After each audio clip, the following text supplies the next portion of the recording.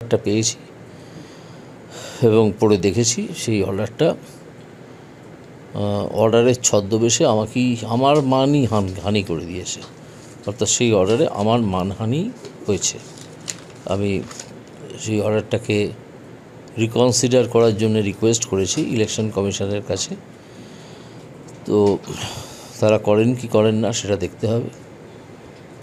আর এটা আমরা সবাই জানি যে ইলেকশন কমিশন তারাও একটা আইনের তৈরি অথরিটি, আইনের ওপরে কিছু নয়, ভারতীয় সংবিধানের ওপরে নয়, রিপ্রেজেন্টেশন অফ পিপল অ্যাক্টের ওপরে নয়, ঠিক আছে? তো তারা যে সম্মানহানি আমার করেছেন এই নোটিশ নয়, এই অর্ডারটা দিয়ে এবং সেটা তাদের এতে ওয়েবসাইটে তুলে দিয়ে তার লিগ্যাল কনসিকুয়েন্সেস আছে এবং দেখা যাক তারপর লিগ্যাল কনসিকুয়েন্সেস কিছু হয় কি না, কোথায় কি হয় সেটা আমি এক্ষুনি বিশদে কিছু বলছি না, ভবিষ্যতে হয়তো বলবো। কিন্তু এখন যেটা হয়েছে সেটা হচ্ছে যে আমি দেখলাম যে আমার ওপরে একটা আদেশ দেয়া হয়েছে। তো এটা সম্বন্ধে আমার খানিকটা সন্দেহই তৈরি হয়েছে এই কারণে যে যখন আমাকে নোটিশটা দেয়া হয়েছিল, একটা নোটিশ আগে দেয়া হয়েছিল, আমি গতকাল তার রিপ্লাই দিয়েছিলাম, আজকে আমি আদেশ পেলাম। সেই নোটিশ যখন দেয়া হয়েছিল সেই নোটিশেই কতগুলো মন্তব্য করা হয়েছিল আমার মন্তব্য সম্বন্ধে। সেই মন্তব্যগুলো আমাকে না শুনেই কিভাবে করা হলো সেই সম্বন্ধে আমার মনে অত্যন্ত একটা বড় সন্দেহ দেখা দিয়েছিল। যদিও সে সম্বন্ধে আমি তখন কিছু বলিনি, কিন্তু এখন আমাকে বলতেই হবে, যেহেতু এখন এটার প্রতিটা লাইন স্ক্যান হবে বাই ডিফারেন্ট অথরিটিস। আশা করি ওনারা নিজেরাও করবেন এবং অন্যান্য আইন আদালত যারা আছে তারাও করবেন। তো এইটা হবে এবং সেখানে ওই মন্তব্যগুলো আমার মনে হয়েছে আগে থেকেই সিদ্ধান্তটা নেওয়া ছিল। যখনই অভিযোগটা করা হয় তখনই একটা সিদ্ধান্ত খানিকটা নেওয়া ছিল, যে সিদ্ধান্তটা রিফ্লেক্টেড হয়েছিল এই নোটিশে, ঠিক আছে? তো আমরাও তো আমি তো বিচারপতি হিসেবে বা তার আগে আইনজীবী হিসেবে অনেক শোকজ নোটিশ পেয়েছি। তো সেখানে এইভাবে কিছু লেখা কখনো দেখিনি, এরকম থাকে না। এখানে শোকজ এই ঘটেছে, তুমি উত্তর দাও।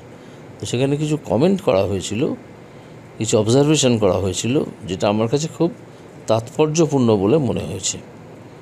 এখানে আমি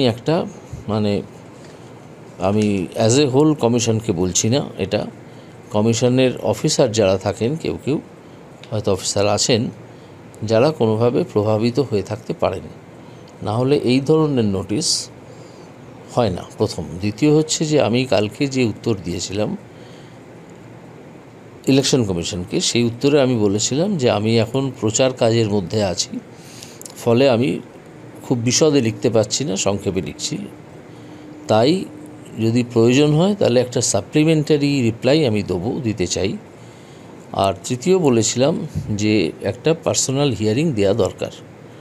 তারা কোনো অপরচুনিটি আমাকে দেননি।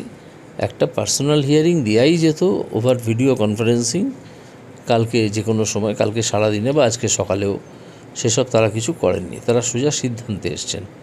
সেই জন্যেই আমি অ্যাজ এ হোল কমিশনকে আমি দোষ দিচ্ছি না, কিন্তু তাদের কিছু অফিসারদের কাজকর্ম সন্দেহের ঊর্ধ্বে নয় বলে আমি মনে করছি। তারা হয়তো কোনোভাবে হয়তো প্রভাবিত হয়েছেন, ইনফ্লুয়েন্সড হয়েছেন, এটা আমার অ্যাপারেন্টলি মনে হচ্ছে।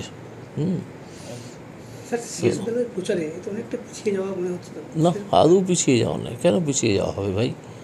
কারণ আমাদের তো কর্মী সমর্থক যারা আছেন তারা তো ক্রমাগত সকাল থেকে রাত অবধি প্রচার করছেন, আমার হয়েই প্রচার করছেন।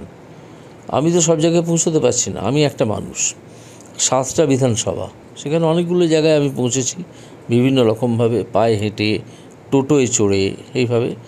তো যে জায়গাগুলো পৌঁছতে পারিনি সেখানে কি প্রচার হচ্ছে না? হচ্ছে। সেই প্রচারগুলো আমাদের কর্মীরা করছেন, তো আমি না থাকলেও তারাই করবেন। ইলেকশন কমিশন তো কথা বলেনি যে আমার প্রচার বন্ধ থাকবে, আমার ইলেকশন প্রচার বন্ধ থাকবে, কথা বলেনি। বলেছে যে আমি প্রচার করতে পারবো না। তো আজকে তো আমার কোনো প্রচারের শিডিউল ছিল না, তো প্রশ্ন ওঠেনি, আজকে আমি করিনি।